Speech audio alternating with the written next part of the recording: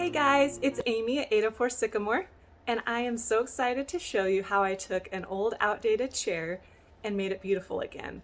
I stripped it and then I created a new seat and upholstered it. So if you have some old outdated chairs that you'd like to breathe new life into, you're going to want to check out this very easy tutorial video and add more life to your furniture. So if you like this video, please give it a like. And if you like DIY and decorating inspiration, please follow my channel. Okay, let's get going. All right, guys, so I got this thrifted chair really cheap. It didn't have a seat, but I'll show you how I went ahead and recreated a new seat and then upholstered it. For the beginning of the video, though, I'm going to show you how I used oven cleaner to strip this chair. And I just decided to start out using a 180 grit sponge to remove the shiny finish.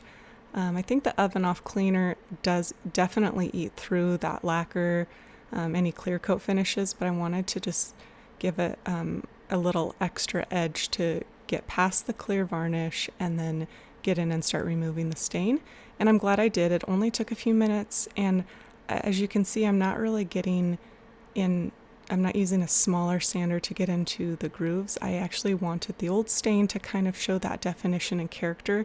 I also wasn't worried about doing a perfect job. I just wanted that nice worn wood look, a vintage look. And so make sure when you tackle this project, you use safety equipment. I'm using a mask for sanding. I also use a mask and gloves for anytime I use chemicals or stains or anything that could hurt my skin. So just be careful and aware of that when you're using oven cleaner to strip wood. I do believe it doesn't work the same on all woods, but it worked for mine. Once you feel like you've sanded it nice, I just blew off any loose debris, and then I went ahead and took a cloth to wipe it off. Again, I didn't wash it, I didn't clean it, I didn't do too much detail. I was actually quite anxious to test and see how it would work. I've seen the oven cleaner work for others, and so I thought this was a cheap enough piece of furniture, give it a shot. So you want to put a really nice thick coat, and the nice thing is that the oven cleaner goes on like a foam, and so it's really easy to see where it's at, how much. And I'm using gloves. Make sure that the gloves you use aren't just like dishwashing gloves. These are super thick so that my skin is protected from the chemicals, and I'm wearing a mask. And so, like I said, you want to do this outside. Now let the oven cleaner sit for about 20 minutes. It's an overcast day. I don't know if the sun has anything to do with it, but I mean, it wasn't too cold, it wasn't hot. But after 20 minutes, you can see I took this metal brush and I just I would scrub it, and it would just you could see all this varnish coming off. It was very satisfying actually, rubbing off, but I was a little bit concerned with still how red and orange the wood was looking. But don't worry about that. When the wood is dry, that's when you'll see how good of a job the oven cleaner did. I think some people will spray a second coat after it's dry. I only did one coat on this chair, but I really like these metal bristle brushes because I felt like it scratched off the varnish without scratching the wood. Maybe it scratched the wood a little bit. I guess that's maybe dependent on how much pressure you put when you're scrubbing it.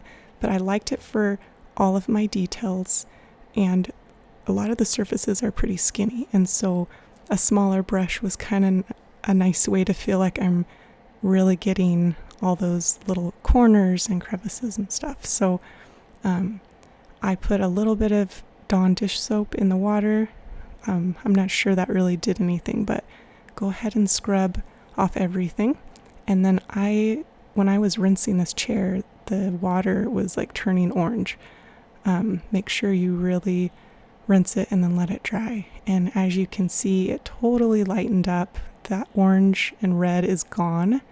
And then I took a 220 grit sandpaper, and I'm just trying to kind of even up the wood. Now, the weird thing about the oven cleaner is it kind of opened the pores of the wood, but when I sanded it, it smoothed everything out. So again, I didn't get a detail sander. I'm okay with it being in the grooves. Once it's sanded and dried off and wiped clean, then I went ahead and added a whitewash stain. I didn't love the natural orange, the redwoods that were in this chair, and so I thought, you know what, I'm just going, instead of doing like a white wax, I'm just going to do my white stain. I have used this whitewash stain on many of my projects. It's by Varathane. I've used other brands too, and they all give that really nice washed out, worn, weathered look. It doesn't look like white oak, but it is washed out and a really beautiful light shade. And so usually what I do during this step is I wipe it on and then I wipe it on with a staining sponge, let it set for a couple minutes, and then I wipe it off. But this time I just decided to leave it because I wanted more coverage of the whitewash. Once your chair is ready to go, then it was time for me to cut out a new seat pan. And so I'm using 1/2 inch thick plywood. In hindsight, I wish I would have used 3/4 inch plywood. It would have given me a little more surface for the staples to bite into when I reupholstered the seat. But 1/2 inch was what I had on hand. And so I just really traced the shape, and then with my jigsaw, I went ahead and just cut out the shape. Now, another regret is making these corners perfectly sharp. The corners aren't even seen, but you can feel them through the fabric. So if this is your situation also, go ahead and just round out those corners. What I ended up doing is taking a hammer and hammering them out so they weren't so pokey. So when your chair is all done, the reupholstering part is the most fun, because once this part is done, you assemble the seat to the chair and you're done, and it's so exciting. So as you can see, I took my wood seat and traced the foam, and then I'm using a carving knife. I think you can pretty much use whatever works best, but that's what I used. Now, when you're adding your batting, this isn't just regular batting for a quilt. This is Dacron fiber batting, and it's for upholstery. It's a little bit thicker, a little bit tougher, and I'm just using a staple gun. I had a little bit of trouble, but once your staples are in, if they don't go in all the way, I just used a hammer to back it up. You're going to want to go ahead and do the corner at the end. You want to really pull the batting tight the whole time, and I found I had a ton of excess batting, so just cut off that extra. Make sure you don't cut off too much, because any excess is what you'll use to pull it tight and get a snug fit. In hindsight, I probably should have used longer staples, but I was worried about my 1/2 inch thick plywood, and so I just used what I had on hand. But you could also use an air compressor, and but I just used what I had. As you're going, cut off any of that excess batting. You don't want any extra bulk, but you also don't want it to come too close. Now, when you set out your fabric, make sure the right side is face down, and when you cut it, you're going to want to have, probably 4 to 6 inches excess around the outside so that you have plenty to wrap around. Again, it's the same process. You start with one side in the center, pulling it tight every single time, making sure it's nice and smooth, leaving the corner to the end. I made sure that my fabric was also straight and lined up. I didn't want a crooked houndstooth. Maybe it's not as obvious as a fabric, but thinking about all those things when you set it up can save you problems later. And again, I'm just cutting out excess. I don't want too much bulk. I want the seat to lay flat when I go ahead and screw it back onto the chair. And if you find that you still have excess, you can cut more. So use what you have, and I'm tucking it in. I'm trying to make sure that I don't have any gaps or loose bulges or anything like that. you're really just kind of feeling the fabric, watching it, seeing how it goes, and then doing that corner like it's kind of like a pleat, just making sure that it's square. And like I said, watch out for those sharp corners. I actually hammered mine to soften it.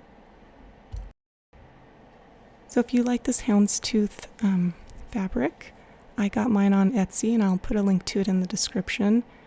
A yard of it was $20, which is a great price for this upholstery fabric. I absolutely love it. It's soft, it's thick enough, it's durable, and the pattern really complements my style, and I think it's neutral enough that it will work as I change things up. I'll also link in the description the video of me reupholstering a seat bench. We have kind of like a built-in bench upstairs, and I wanted to create a place that someone could sit on it and it would be a little bit cushioned, and so that's where I had my upholstery foam and the Dacron fiber batting. And then for this project I had to get one more supply, which we'll talk about in just a bit. As I mentioned before, I wish I would have used a 3/4 inch thick piece of plywood for the new seat, especially as I'm struggling a little bit to make sure that these staples really go through the fabric and the batting and into the wood. Sometimes it worked out, sometimes it didn't. As you can see, I have to go over with a hammer and really make sure that they're in there. So there is my seat ready to go. It's very exciting at this point. And then to finish it off, you're going to want to use a cambric dust cover. Now this fabric is very inexpensive.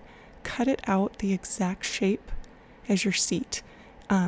It's really simple to cut. It doesn't have to be perfect, because once it's on there, you're going to just fold it under and staple. It is that easy, and it has that nice finished touch. If you're a perfectionist, you can even iron it and get it all nice and clean looking.